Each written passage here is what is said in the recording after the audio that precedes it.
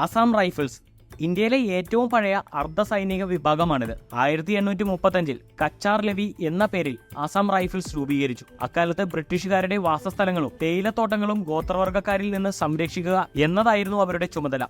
രാജ്യത്തെ ഏറ്റവും പഴക്കമുള്ള സായുധ പോലീസ് സേനയാണിത്. 1971 അതിന്റെ പേര് അസം റൈഫിൾസ് എന്നാക്കി മാറ്റി. ഷില്ലോങ്ങിലാണ് ഇതിന്റെ ആസ്ഥാനം. വടക്കുകിഴക്കൻ മേഖലയുടെ ആഭ്യന്തര സുരക്ഷയുടെയും ഇന്ത്യ മ്യാൻമാർ അതിർത്തിയുടെ സുരക്ഷയുടെയും ഇരട്ട ഉത്തരവാദിത്തമാണ് അസം റൈഫിൾസിന്. വടക്കുകിഴക്കൻ മേഖലയിലെ ജനങ്ങളെ ദേശീയ മുഖ്യധാരയിലേക്ക് കൊണ്ടുവരുന്നതിൽ അസം റൈഫിൾസിന്റെ പങ്ക് പ്രശംസനീയമാണ്. വടക്കുകിഴക്കിന്റെ ദിക്പാലുകൾ എന്നും മലയോര ജനതയുടെ സുഹൃത്തെന്നും ഈ സേനയെ സ്നേഹപൂർവ്വം വിളിക്കുന്നു. ഇന്ത്യൻ സൈന്യത്തിലെ ലഫ്റ്റനന്റ് ജനറൽ റാങ്കിലുള്ള ഡയറക്ടർ ജനറലാണ് സേനയുടെ തലവൻ. അസം റൈഫിൾസിലെ മുതിർന്ന ഉദ്യോഗസ്ഥരെല്ലാം ഇന്ത്യൻ ആർമിയിൽ നിന്നുള്ളവരാണ്. ഇന്ത്യൻ കരസേനയിൽ നിന്നും ലഫ്റ്റനന്റ് ജനറൽ റാങ്കിലുള്ള ഒരു ഉദ്യോഗസ്ഥനാണ് അസം റൈഫിൾസിന്റെ മേധാവി. അദ്ദേഹം ഡയറക്ടർ ജനറൽ എന്നാണ് അറിയപ്പെടുക. ബാക്കിയുള്ള മുതിർന്ന ഉദ്യോഗസ്ഥരെല്ലാം ഇന്ത്യൻ ആർമിയിൽ നിന്നുള്ള